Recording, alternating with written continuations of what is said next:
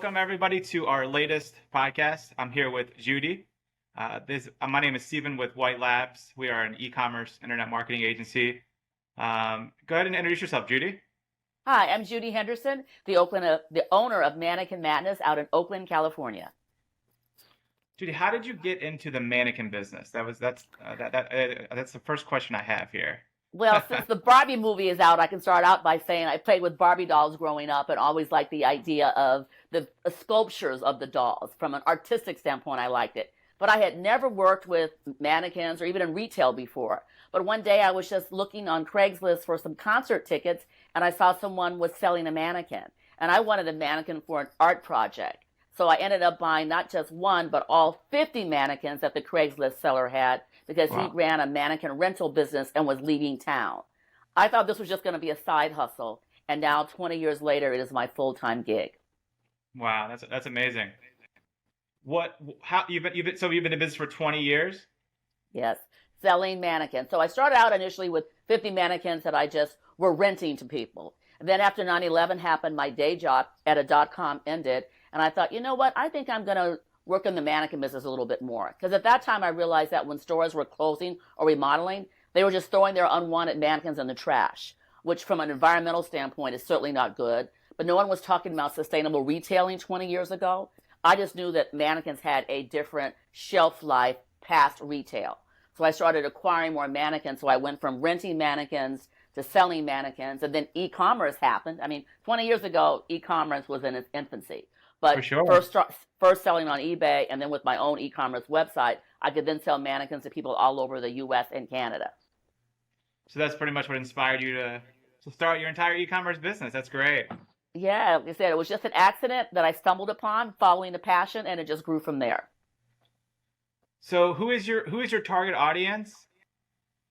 I have a very diverse audience. Obviously, Okay. I sell to other retailers of all sizes, whether there's someone selling on Poshmark or eBay or Etsy, as well as people who have retail stores. But a lot of people use mannequins for various art projects, whether they're going to Burning Man, whether they're doing Halloween displays. I sell to museums. I sell to trade show vendors.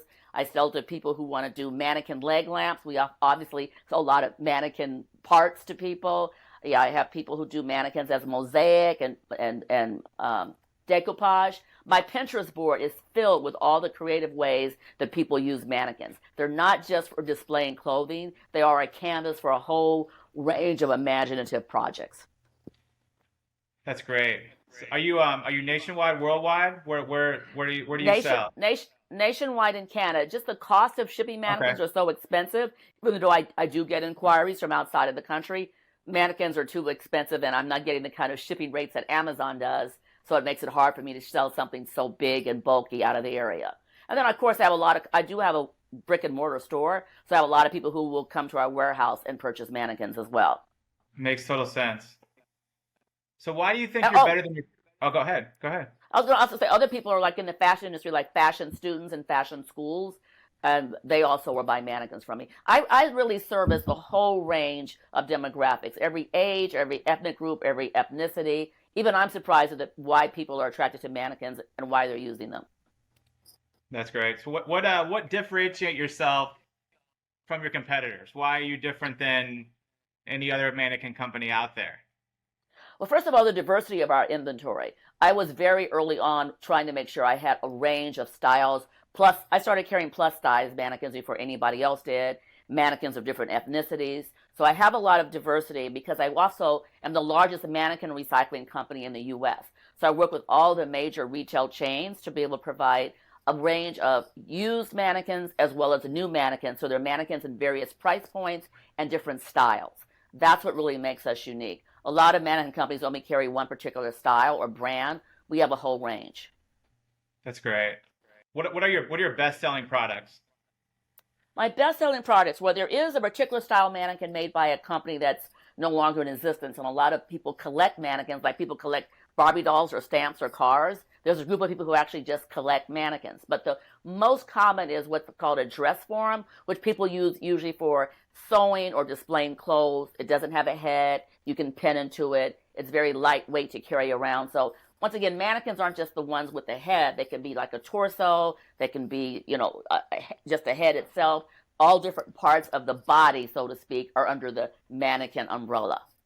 But a dress form is the best-selling product. Gosh, it makes total sense. What are your future plans with Mannequin Madness? Well, now that so many stores are aware of the need to be sustainable, not just in the production of clothing, but in the back end of clothing, we are recycling more mannequins than ever. In fact, we received an award from the Environmental Protection Agency for recycling over 300,000 pounds of mannequins in 1 year. We now recycle that many mannequins every quarter. So I want to continue to do that because that's keeping mannequins out of the landfill, which is great from an environmental standpoint and also allows me to sell products at a very decent price point. So just to continue to expand our range such that more retailers see the value of recycling versus tossing their mannequins when they close or remodel their stores. That's amazing. I like You that a never lot. know. There's all kinds of niche industries, isn't there? I mean, I didn't even know this For even sure. existed. And certainly it is a cottage industry. There's probably only about a handful of companies like myself. Certainly there are For other sure. companies that manufacture mannequins, but in terms of companies that are known for recycling mannequins, not that many across the country. For So sure. No, I'm I mean, happy with huh? no, Uh, I've never, you don't even think about that type of a thing, but I mean, you're in a very niche industry, and it's great. mm-mm. I mean, it's I great to love hear. being in my little love being in my little niche. It's a little challenging being in the Bay Area. Everything here is so tech focused. So it certainly made it harder for me when I got started to try to get any kind of financing for my business because people don't understand it. And out here, we're really more concerned about, as I said, tech businesses. But we need all kinds of businesses in our world. And the fact that I'm keeping so many mannequins out of landfills is helping everybody. Even you, Stephen, if you don't ever buy a mannequin from me, you're benefiting from the fact that I'm keeping mannequins out of landfills because that's good for our environment. So I have That's partners throughout the country that help me recycle mannequins in other states.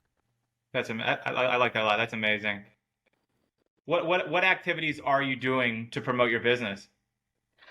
Well, that's always ongoing, isn't it? I mean, at Yeah, first, just keep having changing. a website was a big deal, right? Then it's Facebook, then it's Instagram, now Pinterest. I am now looking to expand into TikTok and do a lot more on YouTube. I'm finding that people want to see more videos versus still photos. They want to see examples of how I can take this mannequin and turn it into this kind of art project. So being able to do more tutorial type of videos is Gotcha. really the way to go. A lot more work, I will say that. But I see that video is what the younger people want right now. Exactly. So is there anything else you want our audience to know about you and your business? Well, I want them to know anytime they want a mannequin, they need to think of Mannequin Madness. If we don't have it, we can try to find it for you. And I don't, we just finished the holiday season. Many people have seen dress form Christmas trees, which is Hmm. taking a dress form and make it look like a tree. We were one of the people behind that idea. And every year we have a contest where people can win prizes for having the best decorated dress form Christmas tree. So follow us on our social media channels to get inspired with creativity. Mannequins can be used in a lot of imaginative ways. Don't we need more creativity in our life right now with all the We do. strife We that's do. happening in the world? I provide that one little corner of creative imagination. That's great. I love it. Well, Judy, thank you so much for your time today, and thank you for joining us. And thank you. Thank you for having me. Thank you.